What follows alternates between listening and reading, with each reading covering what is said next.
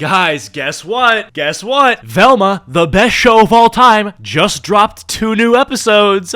I could not be happier. Now, I don't know if I'm just gonna keep making videos about Velma as more and more episodes come out, but I have to say, if they are consistently going to be as bad as they have been, then I don't see why I wouldn't make content out of it. I mean, these episodes are consistently not good. So I don't know. I mean, if the next 2 episodes drop and they're actually fire, they're super good, then I'll shut my mouth, okay? But before we talk about the new Velma content, I have to say that I did, in fact, successfully ratio the official Velma Twitter account, which I know isn't really a flex. I mean, that's kind of like saying I beat a guy in a wheelchair in a standing up contest. Like, obviously, you're gonna ratio, obviously, you're gonna get the W there. But it still felt good, bro. Like, I can't lie. They've taken time out of my life for their show. They've taken, you know, at this point, probably over 90 minutes of my life from watching Velma's content. And considering the fact that that is 90 minutes of my life wasted on watching senseless garbage, bro, at the very least, I deserve getting a W ratio on Twitter. But anyway, I'll quickly start by listing out all of the small improvements that were made in these episodes, because there were a few, and I'm only doing this because afterward, I'm absolutely gonna tear into the show. So, Fred becomes far more likable, and, you know, keep in mind when I say likable, I really just mean that you're not inclined to instantly hate him when he pops on the screen. But no, I mean, they definitely did improve his character. I'm not gonna lie, bro, I've been looking for a reason to give this show any bit of credit on its, like, redeeming qualities, and I will say, like, yeah, Fred actually becomes fairly funny. He tells some decent jokes. I got some laughs, you know, I giggled, I lolled, I raffled, whatever, bro. He's not terrible. There was one scene where he's in prison because he's been falsely accused of this murder, or we think he's been falsely accused at least. Somebody in the prison tells Fred that there is a, quote, talking meatloaf here to see him, and Fred just instinctively goes, oh, Velma! It was pretty funny, man. But yeah, speaking more broadly for a second, I want to say that these new episodes were different than the first 2 in the sense that in the first 2 episodes, almost all of the content was just bad. But in these 2 new episodes, the content, when it was bad, it was really bad, and when it wasn't bad, some of it was actually decent. So the average is both the same, but in the 2 new episodes, I would say there were higher highs and lower lows, if you get what I'm saying. One example of the lower lows is a scene that happened in the last episode of the series so far that we've seen, and it was honestly one of the worst scenes I've seen in the entire show. No, it was the worst. It was the worst, I'll say it. So Fred is out of prison in this last episode, and he ends up having lunch with Velma to discuss this new serial killer that's on the loose. And this serial killer only kills hot girls for some reason, right? And Velma is teaming up with Fred to basically ask Fred who are the 5 hottest girls in the school because they should be protected. Fred basically lists out the 5 hottest girls in the school to Velma, and sarcastically at the end of it, Velma gives Fred a book on feminism because apparently Fred was like being sexist and objectifying women, even though he literally did exactly what Velma asked him to do. Now, we the viewers, right, we expect this book to just mean nothing, right? Like it was just a throwaway gag. Oh, look at that. It's like, don't be so sexist. Here's a book about feminism, right? Like it's a joke. Like we're not expecting him to do anything with it, let alone it exists for more of a plot point in the show. But what ends up happening is Fred ends up keeping the book because he thinks that the book is gonna have some like erotic content in it. Like he thinks it's gonna be like a Playboy magazine type thing. He doesn't understand yet that the book is about like some feminist literature. He thinks it's gonna be like, you know, a bunch of hot girls in the book. So he ends up reading it, and you would think that once he realizes that it's like some feminist propaganda, that he's gonna throw the book in the garbage, you know, he's gonna call it gay and cringe and burn the book or something. But for some unbeknownst reason, he decides to read the entire book in the same day that he was given the book. And this is the craziest part. I'm not even making this up, okay? He reads the entire feminist book, and the feminist propaganda literally brainwashes him into finding Velma attractive now. Keep in mind, there has been no hints at all of Fred finding Velma attractive, let alone not completely ugly. But now, for some reason, he's read an entire feminist novel, which there's no reason he even should have read that to begin with, but now he's read the entire thing and is in love and slash simping for Velma. So later that night, after reading the book, he goes to Velma's house and knocks on her window. His shirt's a little bit unbuttoned to show off his abs, you know. He's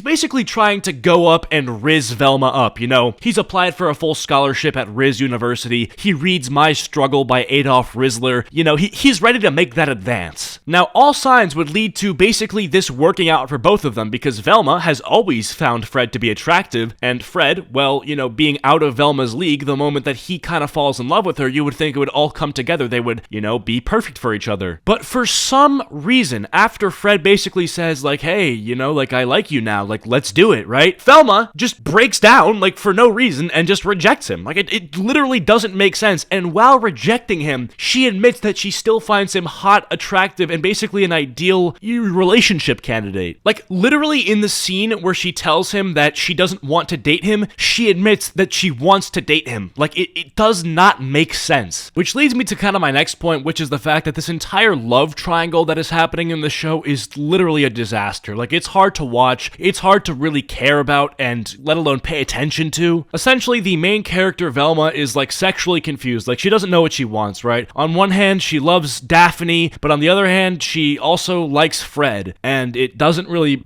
make any sense. It's funny too, because the relationships between both Daphne and Velma and Fred and Velma are terrible. Like, they all suck. Velma has just been a massive bitch to Daphne and vice versa. There's like no reason they would ever get along, and Fred and Velma have actually nothing in common. They have nothing to talk about ever. The one thing they have in common is they both agree that Fred is hot. Like, that's literally it. The only person who would seem to have a good relationship with Velma is Norville, but Norville is just put in the friend zone terminally. You, the viewer, have to feel so bad for Norville. Although he is a cringy character, and I mean, like, that's everybody in the show, all he wants is just to be a good person in society and help solve mysteries, and he likes Velma for some reason, and every time he expresses his interest or love for Velma, he just gets laughed at. He just gets shit on for no reason. And I understand why he's in the friend zone. Like, I do think, like, you know, for the chemistry of the show, Velma and him would be better off friends, but like, all of this like vitriol that he gets for just simply asking, like, hey, like, I like you, you know, like, that's literally a scene he